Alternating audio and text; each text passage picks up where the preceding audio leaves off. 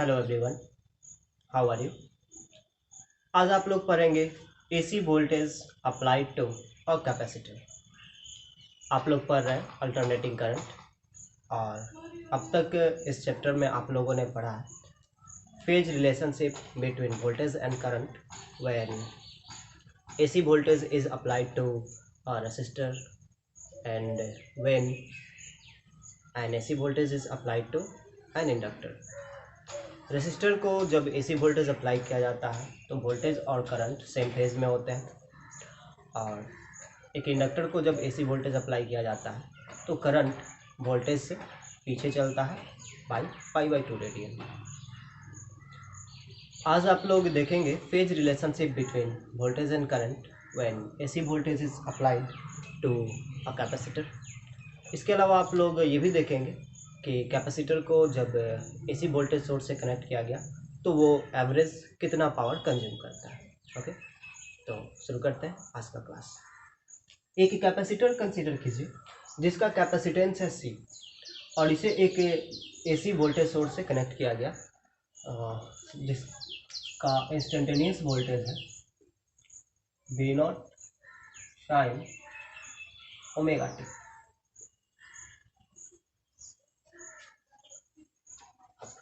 जब AC voltage source से connect किया गया, मान लीजिए किसी इंस्टेंट पर इस सोर्स का पोलरिटी, यहाँ का पोलरिटी पॉजिटिव है और यहाँ का पोलरिटी नेगेटिव, तो कैपेसिटर चार्ज होना शुरू करता है। कैपेसिटर चार्ज होना शुरू करता है, इस पर पॉजिटिव चार्ज आएंगे इस प्लेट पर, और इस प्लेट पर नेगेटिव चार्ज जाते हैं।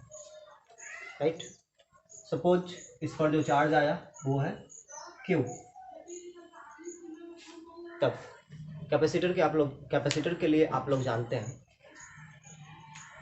Charge acquired by a capacitor is directly proportional to potential difference across its plates. एक कैपेसिटर कितना चार्ज एक्वायर करेगा वो डायरेक्टली डिपेंड करता है उसके प्लेट्स के अक्रॉस पोटेंशियल डिफरेंस पर। और यहाँ पर हम लोग एक प्रोपोर्शनलिटी कांस्टेंट इंट्रोड्यूस करते हैं सी। यहाँ से हम लोग को इक्वेशन मिलता है Q इक्वल सी भी, जहाँ पर C जो है कैपेसिटेंस है। राइट, तो Q इक्वल सी भी ये हमें रिलेशन पता है एक कैपेसिटर के लिए, और इस रिलेशन के अकॉर्डिंग कैपेसिटर के प्लेट्स के अक्रॉस जो वोल्टेज होगा वो कितना होगा, voltage V is equal to Q upon C होना चाहिए। तो कैपेसिटर के प्लेट्स के अक्रॉस जो पोटेंशियल डिफरेंस डेवलप होता है वो है Q अपॉन सी। अब जो है हम लोग लूप रूल अप्लाई करते हैं, किरचॉफ्स लूप रूल।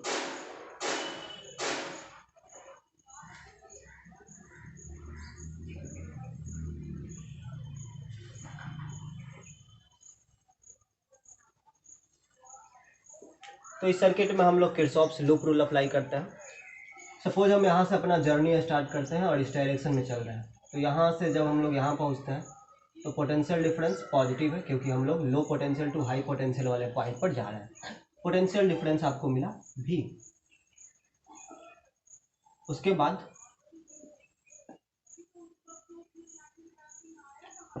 जहाँ तक कनेक्टिंग वायर्स है वहाँ तक तो कोई पोटेंशियल डिफरेंस नहीं होगा। अब कैपेसिटर के प्लेट्स के अक्रॉस जो है पोटेंशियल डिफरेंस है, कितना है कैपेसिटर के प्लेट्स के across potential difference Q upon C. और जब हम लोग इस पॉइंट से इस पॉइंट पर जाएंगे तो हाई पोटेंशियल वाले पॉइंट से लो पोटेंशियल वाले पॉइंट पर जा रहा है, तो पोटेंशियल डिफरेंस क्या होगा, final potential minus initial potential. Final potential low है और इनिशियल पोटेंशियल हाई है, तो पोटेंशियल डिफरेंस आपको मिलेगा नेगेटिव। तो इस तरीके से इसका पोटेंशियल डिफरेंस हो गया माइनस Q अपॉन सी। और फिर यहाँ कंडक्टिंग वायर्स है तो उसके अक्रॉस जो है कोई पोटेंशियल डिफरेंस नहीं होगा, रेसिस्टेंस जो है उसको हम लोग नेग्लेक्ट कर रहे हैं। राइट, तो जितने भी पोटेंशियल ड्रॉप्स हैं, जो पोटेंशियल डिफरेंसेज हैं, उनका सम जो है आपको मिलेगा zero according to Kirchhoff's loop rule. Right, इसे आप लोग लिख सकते हैं Q upon C is equal to V।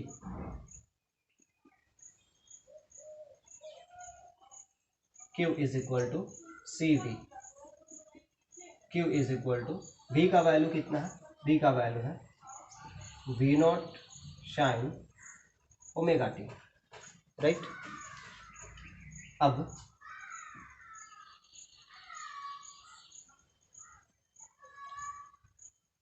Current के लिए, इंस्टेंटेनियस करंट के लिए आप लोग क्या करेंगे, तो आप लोग जानते हैं करंट का definition, it is defined as rate of flow of charge, यानी current I is equal to D Q upon D T. तो आपको डेरिवेटिव निकालना है, सी भी नॉट साइन ओमेगा टी का with respect to time, I is equal to C और V naught constant है, capacitance C और peak voltage V naught constant है। Derivative of sine omega T with respect to T,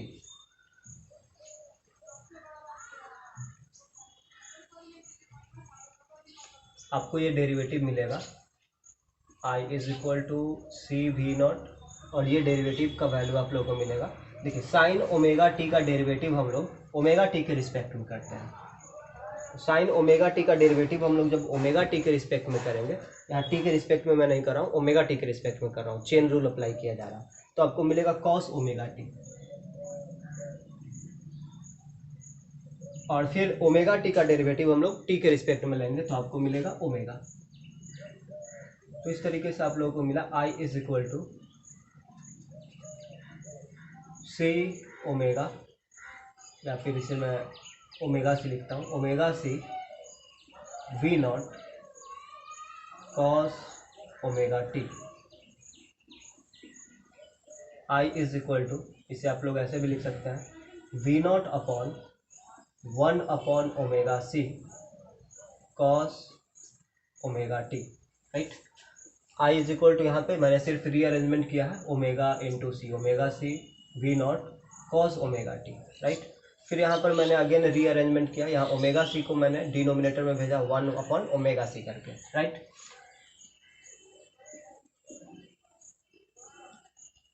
अब आपको instantaneous current का value जो है मिल चुका है, लेकिन ये कॉस का फंक्शन है, कोसाइन फंक्शन है, और वोल्टेज के साथ फेज रिलेशनशिप बताने के लिए, वोल्टेज के साथ फेज रिलेशनशिप बताने के लिए इसे बनाना होगा sign function, right.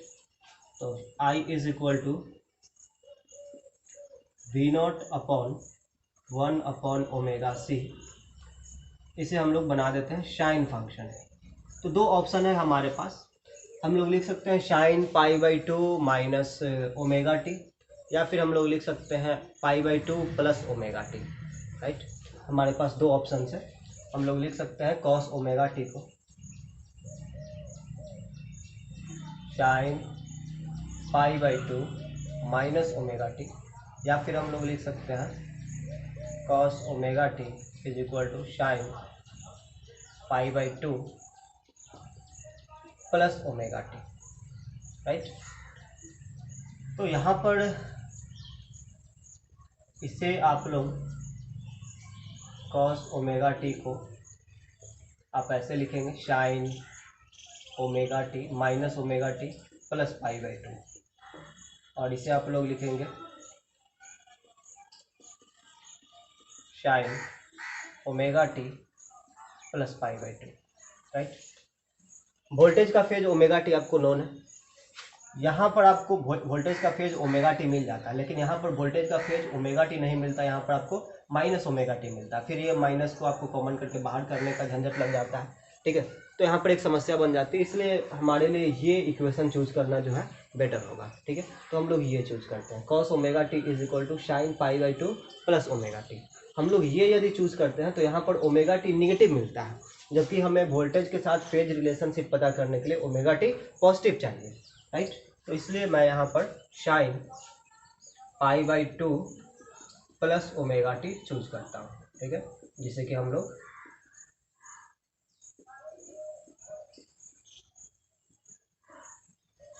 Sign omega T plus pi by to लिख सकते हैं, राइट। अब देखिए साइन थीटा, ये omega T plus pi by to जो है उसे थीटा मान लें, तो साइन थीटा का मैक्सिमम वैल्यू होता है +1 और मिनिमम वैल्यू होता है -1। तो इस तरीके से करंट का मैक्सिमम वैल्यू मिलेगा V0 upon 1 upon omega C. और मिनिमम वैल्यू मिलेगा V naught upon one upon minus V naught upon one upon omega C. तो ये V naught upon one upon omega C जो है ये एक्सट्रीमम वैल्यू है, right, peak value है current का, इसलिए इसे हम लोग आई नॉट मान लेते हैं। ठीक है, I is equal to I naught sine omega T plus pi by two, जहाँ पर आई नॉट का वैल्यू है V naught upon one upon omega C, और ये वन अपॉन ओमेगा सी को हम लोग एक्स सी से डिनोट कर देते हैं। ठीक है, एक्स सी को कहा जाएगा कैपेसिटिव रिएक्टेंस। इसे क्या कहा जाएगा?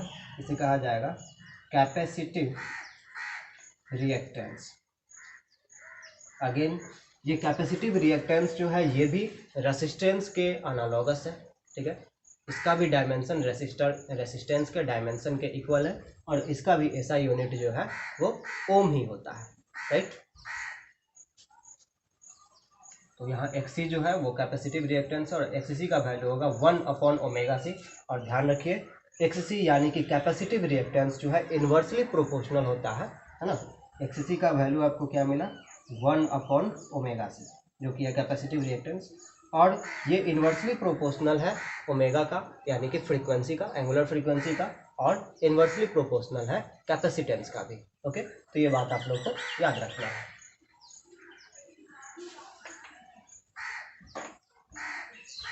तो फाइनली आप लोगों को इक्वेशन मिल चुका है इंस्टेंटेनियस करंट के लिए। Instantaneous current I is equal to I naught sine omega T plus pi by two. तो वोल्टेज का फेज है ओमेगा टी और करंट का फेज है omega T plus pi by two, यानी करंट जो है वो वोल्टेज से आगे है, right. Clearly I leads ahead v by pi by 2 radian, right. Graph इसके लिए हम लोग ड्रॉ करें।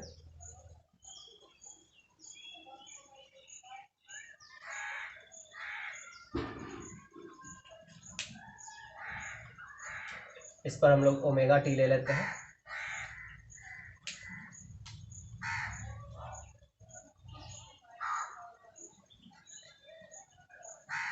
ये वोल्टेज का ग्राफ है, v is equal to V naught sine omega T.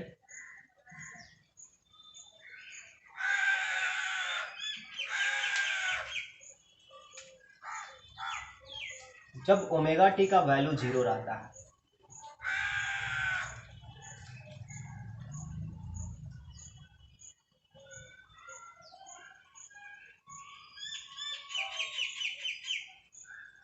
जब ओमेगा टी का वैल्यू 0 रहता है, राइट, तब v का वैल्यू आपको मिलेगा वी नॉट साइन 0, यानी कि 0। ओमेगा टी का वैल्यू 0, v का वैल्यू भी 0। लेकिन I का वैल्यू, I के लिए यहाँ पर पुट कीजिए आई नॉट साइन ओमेगा टी का value 0 plus pi by two, यानी I equal I naught sine pi by two. Sine pi by two का वैल्यू 1, तो I इक्वल आपको मिलेगा आई नॉट। तो भी ओमेगा टी का वैल्यू जब 0 है तब वोल्टेज जो है 0 मिलता है, लेकिन करंट जो है उसका वैल्यू आपको मिलता है आई नॉट, राइट। करंट आप लोगों को इस समय मिला आई नॉट, ठीक है। फिर उसके बाद जब ओमेगा टी का वैल्यू पाई बाई टू हो जाता है, जब ओमेगा टी का वैल्यू पाई बाई टू हो जाता है, तो यहाँ पर v इज इक्वल टू होगा V naught sine pi by two. Sine pi by two का वैल्यू 1, तो v इज इक्वल टू मिलेगा वी नॉट, राइट। तो यहाँ पर ओमेगा टी का वैल्यू जब पाई बाई टू है तब वोल्टेज आप लोगों को मिला V naught, right.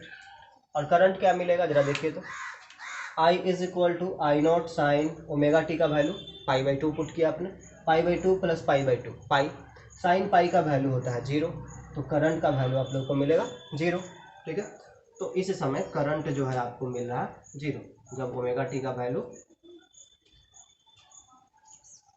Pi by to रहता है, ठीक है। जब ओमेगा टी का वैल्यू पाई बाई टू है तब वोल्टेज वी नॉट मिला और करंट आपको मिला 0। अब देखिए, अब ओमेगा टी का वैल्यू जो है पाई लेते हैं, ठीक है। तो ओमेगा टी का वैल्यू यहाँ पाई पुट करते हैं, v equal V naught sine pi का वैल्यू 0, तो v इक्वल मिला आपको 0। तो इस समय जब ओमेगा टी का वैल्यू पाई है तब वोल्टेज आप लोगों को मिला है 0। यहाँ पर वोल्टेज आपको कितना मिला, 0। और इस समय करंट क्या होगा, तो यहाँ पर आइए पुट कीजिए, I is equal to I naught sine omega T plus pi by two. Omega T का वैल्यू पाई पुट करते हैं, ठीक है, तो pi plus pi by two, 3 pi by 2। Sine 3 pi by 2 का वैल्यू होता है -1, तो I इज इक्वल टू मिलेगा माइनस आई नॉट। तो यहाँ पर आपको I का वैल्यू मिला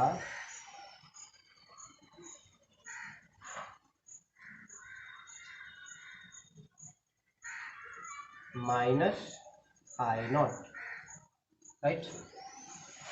फिर जब ओमेगा टी का वैल्यू 3 पाई/2 होगा, जब ओमेगा टी का वैल्यू 3 पाई/2 होगा, तो चलिए यहाँ पर पुट कीजिए ओमेगा टी का value 3 pi by two, v equal V naught sine 3 pi by two. Sine 3 pi by two का वैल्यू -1, इसलिए v is equal to minus V naught, right. तो इस समय आपको 3 पाई/2 पर वोल्टेज जो है वो आपको मिलता है -V0, राइट। और करंट कितना मिलेगा, तो यहाँ पर 3 पाई/2 पुट कीजिए, 3 पाई/2 प्लस पाई/2, ये आपको मिलेगा 2 पाई। साइन 2 पाई का वैल्यू 0 होता है, इसलिए current I is equal to 0 मिलेगा। तो करंट जो है यहाँ पर आपको मिल गया 0, इस तरीके से, ठीक है। लास्ट, जब ओमेगा टी का वैल्यू 2 पाई, तो जब ओमेगा टी का वैल्यू 2 पाई है, तो v equal V naught sine omega T, यहाँ पर 2 पाई पुट कीजिए। साइन 2 पाई का वैल्यु 0 होता है, इसलिए v का वैल्यू आपको मिलेगा 0। तो यहाँ पर v का वैल्यू आपको मिल गया 0। लेकिन करंट, तो यहाँ पर साइन 2 पाई/पाई/2, 2 पाई/पाई/2, तो साइन 2 पाई/पाई/2 का वैल्यू आपको 1 मिलेगा, इसलिए I is equal to I0।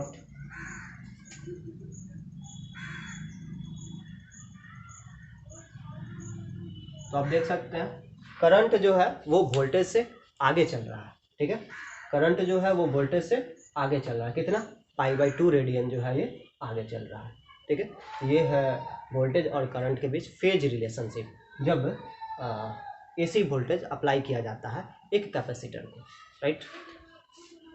Phasor diagram बना करके इस चीज़ को एक्सप्लेन करते हैं।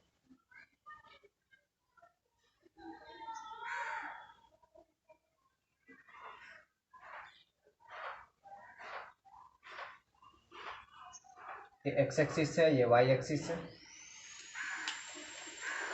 वोल्टेज का फेज है ओमेगा टी, तो वोल्टेज जो है यहाँ पर एक्स एक्सिस पर सोया हुआ था, V0 वेक्टर, और ये ऐसे एंटी क्लॉकवाइज डायरेक्शन में रोटेट करता है क्योंकि ओमेगा टी पॉजिटिव है, ठीक है। तो इस तरीके से V0 वेक्टर जो है वोल्टेज एम्पलीट्यूड वेक्टर, ये रोटेट करता है by an angle omega T, right.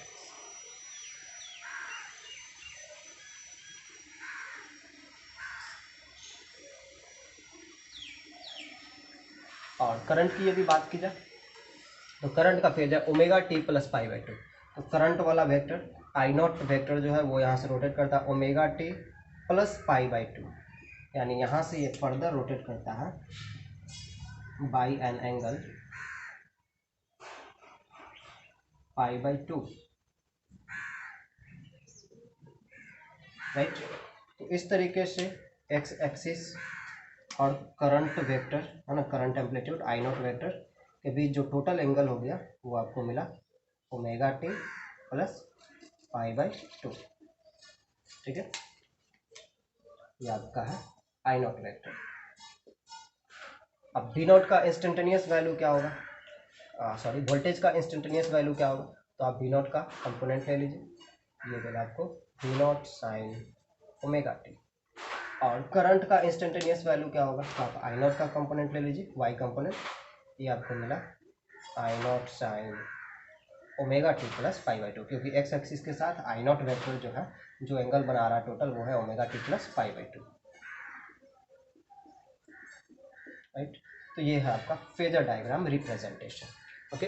तो अभी तक आप लोगों ने क्या देखा, अभी तक आप लोगों ने देखा कि यदि एक कैपेसिटर को एसी वोल्टेज अप्लाई किया जा रहा है जो कि साइनसॉइडली वैरी कर रहा है इस तरीके से, तब करंट जो है वो वोल्टेज से π/2 रेडियन आगे रहता है। फिर आपने फेजर डायग्राम भी इसके लिए बनाया।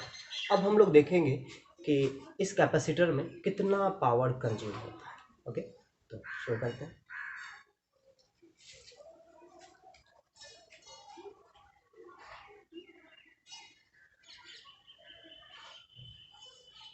तो आप लोगों ने देखा कि इस सोर्स को इस कैपेसिटर को दिया गया voltage V0 sine omega T, तब इंस्टेंटेनियस करंट है I0 sine omega T plus π/2। अब हम चाहते हैं एवरेज पावर कंजम्पशन पता करना, ठीक है। तो सबसे पहले इंस्टेंटेनियस पावर कंजम्पशन हम लोग पता करते हैं। इंस्टेंटेनियस पावर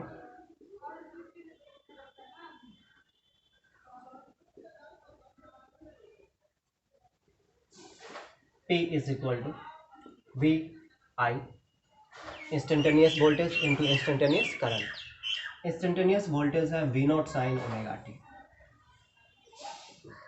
और इंस्टेंटेनियस करंट है I0 sine omega T plus π/2। इसे आप लोग लिख सकते हैं V0 into I0 sine omega T into sign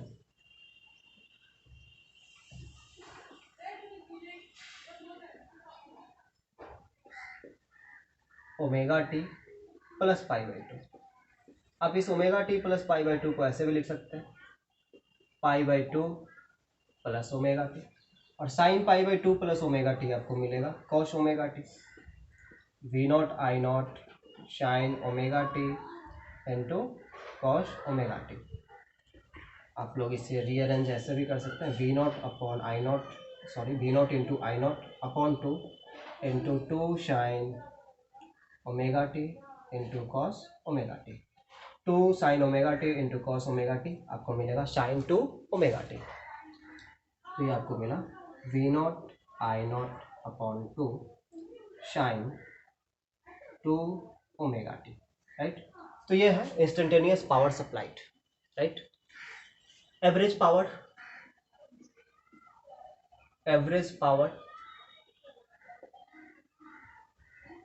P average is equal to average of this quantity V0 I0 upon 2 into sin 2 omega T, ठीक है। और लास्ट लेक्चर में आप लोगों ने इसका एवरेज कैलकुलेट किया था, आपको याद होगा। V0 I0 अपॉन 2 कांस्टेंट है, average of sine 2 omega T. Sine 2 omega T यानी साइन थीटा, साइन थीटा का एवरेज वैल्यू होता है 0, तो इसलिए एवरेज पावर कंजम्पशन आपको मिला 0। तो क्या देखा आपने, कैपेसिटर में भी एवरेज पावर कंजम्पशन 0 है। आप लोगों ने लास्ट लेक्चर में देखा था कि इंडक्टर में एवरेज पावर कंजम्पशन 0 होता है, और अभी आप लोगों ने देखा कि कैपेसिटर में भी एवरेज पावर कंजम्पशन 0 है। यदि इंडक्टर को, यदि कैपेसिटर को हम लोग एसी वोल्टेज सोर्स से कनेक्ट करें, तो जब हम लोग इंडक्टर को या कैपेसिटर को एसी वोल्टेज सोर्स से कनेक्ट करते हैं तब एवरेज पावर कंजम्पशन 0 होता है। इसलिए इंडक्टर में दौड़ने वाले एसी करंट को या कैपेसिटर में दौड़ने वाले एसी करंट को हम लोग कहते हैं वाटलेस करंट। ओके, क्या कहते हैं, वाटलेस करंट। वाटलेस मतलब पावर का ऐसा यूनिट होता है वाट, ठीक है, और वाटलेस मतलब वाट नहीं, राइट। मतलब कि कैपेसिटर का पावर नहीं होता है, इंडक्टर का भी पावर नहीं होता है, ठीक है। इसलिए इसमें दौड़ने वाले करंट को हम लोग कहते हैं वाटलेस करंट, राइट। तो ये टर्म आप लोग याद रखेंगे, वाटलेस करंट क्या होता है, ठीक है। अब कैपेसिटर में एवरेज पावर कंजम्पशन 0 है, कैसे, इस फैक्ट को एक्सप्लेन करते हैं। तो सबसे पहले ग्राफ बना लेते हैं। यहाँ ओमेगा टी को दिखाया जाएगा,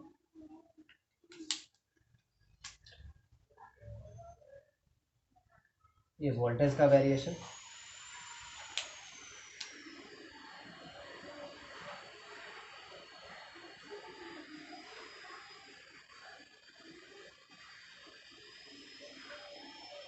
एक कंप्लीट साइकिल मैंने ले लिया है।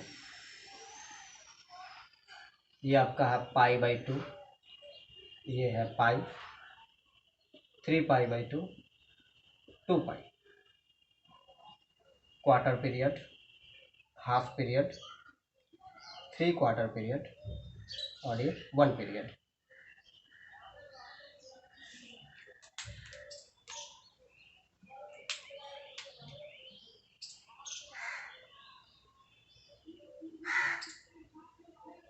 करंट इस तरीके से वेरी करता है। ये मैक्सिमम करंट, ये मिनिमम करंट, मैक्सिमम वोल्टेज,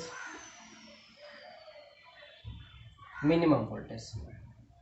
अब देखिए फर्स्ट क्वार्टर में वोल्टेज और करंट दोनों के इंस्टेंटेनियस वैल्यू जो है वो पॉजिटिव है, इसलिए यहाँ पर पावर कंजम्पशन पॉजिटिव रहेगा। पावर कंजम्पशन आपको मिलता है पॉजिटिव। सेकेंड क्वार्टर में वोल्टेज पॉजिटिव और करंट नेगेटिव, इसलिए power consumption negative. P = VI आप लोग जानते हैं, अभी भी आपने पढ़ा है। Instantaneous power is equal to instantaneous voltage into instantaneous current. तो सेकेंड क्वार्टर में किसी भी इंस्टेंट पे आप लोग देखेंगे वोल्टेज पॉजिटिव है और करंट नेगेटिव, इसलिए पावर जो है वो नेगेटिव होगा, राइट। फिर उसके बाद थर्ड क्वार्टर में वोल्टेज भी नेगेटिव है और करंट भी नेगेटिव है, इसलिए पावर पॉजिटिव होगा। और फोर्थ क्वार्टर में वोल्टेज नेगेटिव है और करंट पॉजिटिव है, इसलिए पावर नेगेटिव होगा, राइट। तो इस तरीके से आप लोग देख रहे हैं कि पावर पॉजिटिव, पावर का जो इंस्टेंटेनियस वैल्यूज है वो पॉजिटिव भी रह रहा है और नेगेटिव भी वैल्यू रह रहा है, ठीक है। और हर एक पॉजिटिव वैल्यू का कॉरस्पॉन्डिंग नेगेटिव वैल्यू भी यहाँ एग्जिस्ट करता है, इसलिए average power consumption over 1 complete cycle 0 है और इस कारण से एवरेज पावर कंजम्पशन भी 0 है, ठीक है।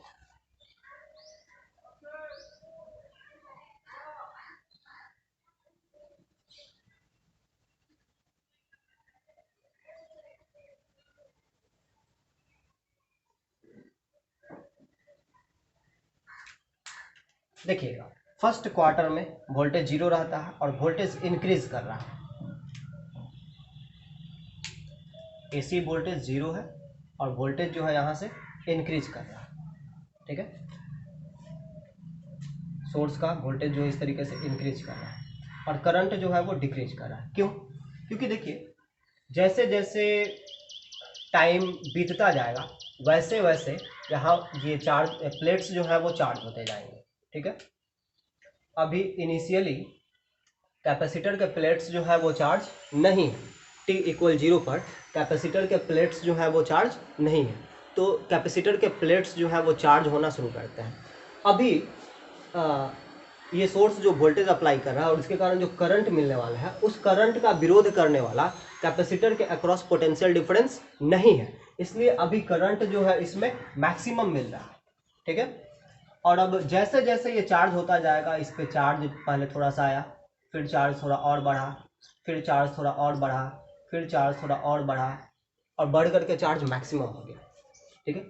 तो यहाँ का वोल्टेज भी इंक्रीज करके मैक्सिमम हो गया और इसका चार्ज भी इंक्रीज करके मैक्सिमम हो गया। और जब इस पर मैक्सिमम चार्ज आ जाएगा यानी सैचुरेशन चार्ज आ जाएगा, तब इसका पोटेंशियल डिफरेंस और वोल्टेज और सोर्स जो वोल्टेज दे रहा वो दोनों इक्वल हो जाएगा। कैपेसिटर के प्लेट्स के अक्रॉस वोल्टेज, ठीक है, और इसका मैक्सिमम वोल्टेज, ये दोनों इक्वल हो जाएगा जब ये फुल्ली चार्ज हो जाए, ठीक है। तो इस दौरान करंट जो है शुरुआत में मैक्सिमम था और धीरे धीरे करंट जो है वो घटता गया, ठीक है। वोल्टेज बढ़ता गया और करंट जो है वो घटता गया, राइट। और इस दौरान सोर्स ने इलेक्ट्रिकल एनर्जी सप्लाई किया है, इलेक्ट्रिकल एनर्जी सप्लाई किया है। सपोज इलेक्ट्रिकल एनर्जी जो सप्लाई किया जा रहा है वो हम लोग पॉजिटिव से दिखा रहे हैं, ठीक है।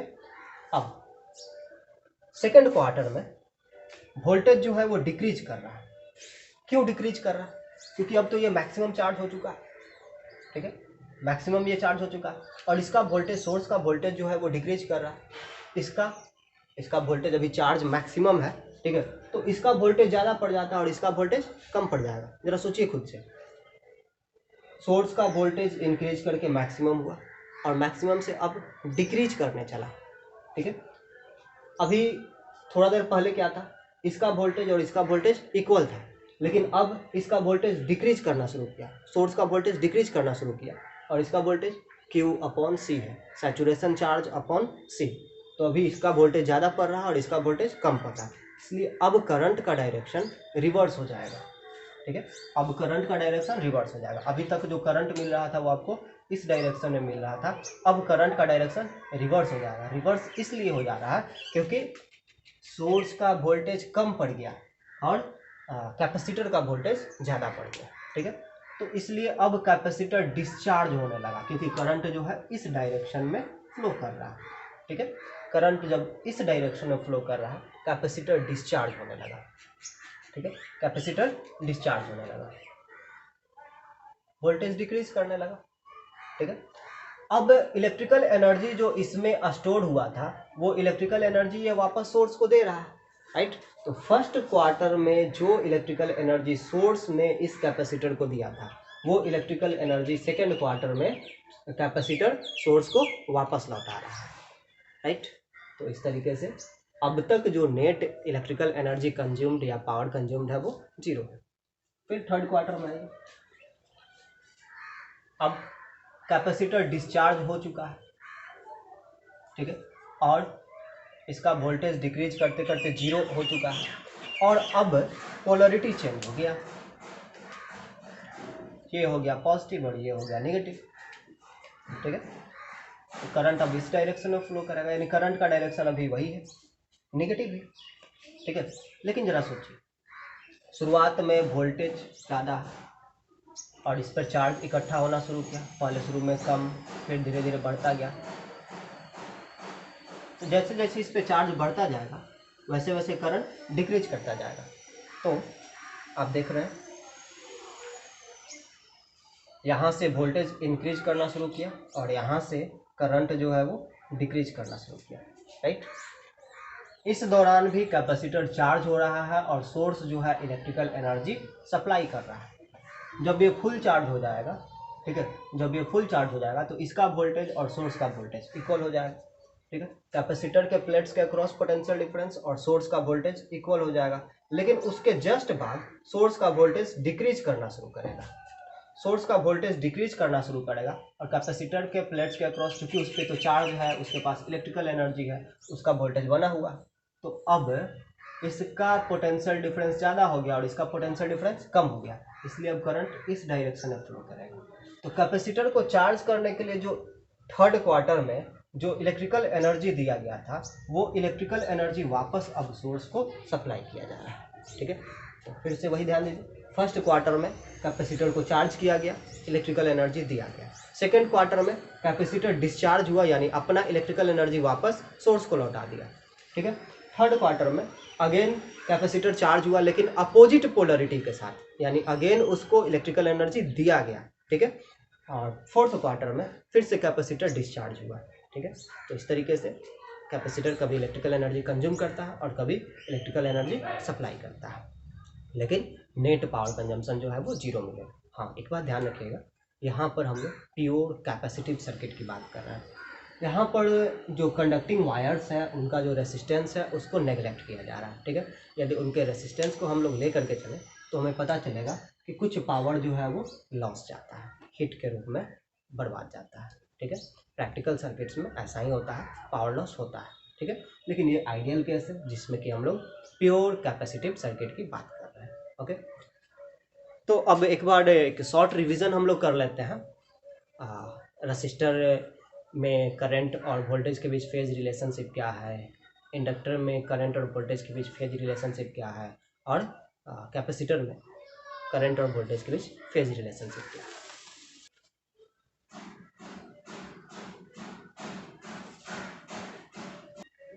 यदि एक रसिस्टर की बात करें तो करंट और वोल्टेज सेम फेज में होते हैं। यदि एक इंडक्टर की बात करें तो करंट वोल्टेज से पीछे रहता है और कैपेसिटर की बात करें तो करंट वोल्टेज से आगे रहता है।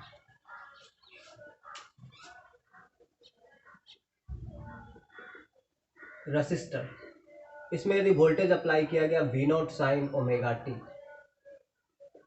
तो करंट मिलेगा I not sine omega T, same phase में, राइट। इंडक्टर,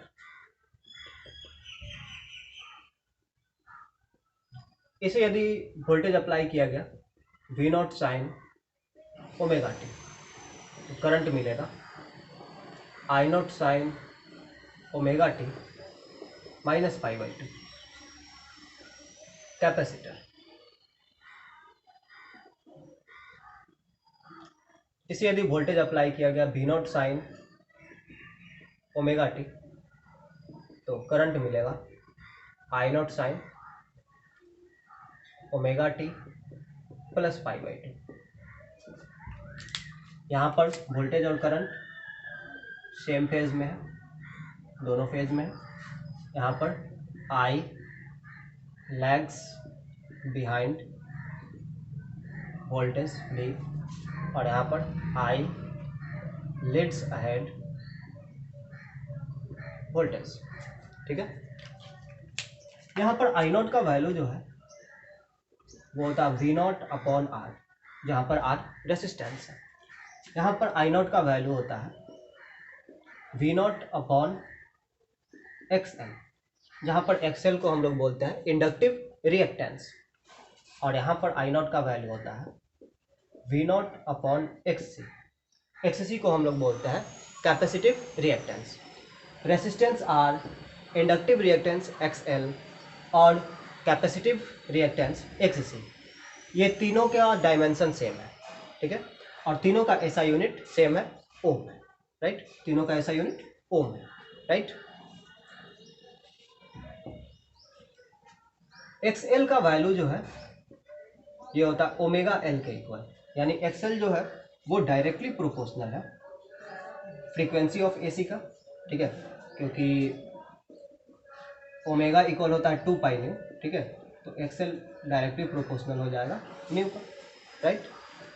और XL जो है वो डायरेक्टली प्रोपोर्शनल होता है इंडक्टेंस का, यानी L का। XC की यदि बात करें तो XC का वैल्यू होता है 1 अपॉन ओमेगा C, यानी कि XC जो है वो इन्वर्सली प्रोपोर्शनल है ओमेगा का, या XC जो है वो इन्वर्सली प्रोपोर्शनल है फ्रीक्वेंसी ऑफ AC का, और XC जो है इन्वर्सली प्रोपोर्शनल है कैपेसिटेंस का, right. Inductive reactance directly proportional होता है फ्रीक्वेंसी का, कैपेसिटिव रिएक्टेंस इन्वर्सली प्रोपोर्शनल होता है फ्रीक्वेंसी ऑफ AC का, राइट। अब यदि एवरेज पावर कंजम्पशन की हम लोग बात करें तो रसिस्टर पावर कंज्यूम करता है V RMS into I RMS, जहाँ पर V RMS का वैल्यू होता है V नॉट अपॉन रूट 2,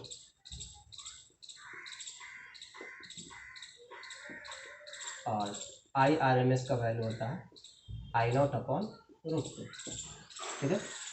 यदि हम लोग इंडक्टर के लिए एवरेज पावर कंजम्पशन की बात करें तो ये 0 है, और कैपेसिटर के लिए एवरेज पावर कंजम्पशन की बात करें तो ये भी 0 है, और इसलिए इंडक्टर में या कैपेसिटर में जो करंट दौड़ रहा है उसे हम लोग बोलते हैं wattless current, okay. AC current in an inductor और ए कैपेसिटर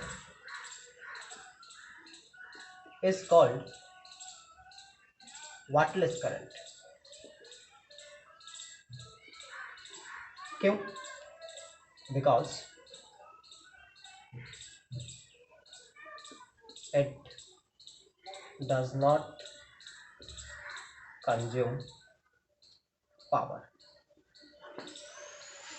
राइट। इस तरीके से आप लोगों ने देख लिया है पूरी तरीके से अलग अलग सर्किट्स में यदि हम लोग AC वोल्टेज अप्लाई करें तो करंट, इंस्टेंटेनियस करंट क्या होगा और पावर कंजम्पशन क्या होगा।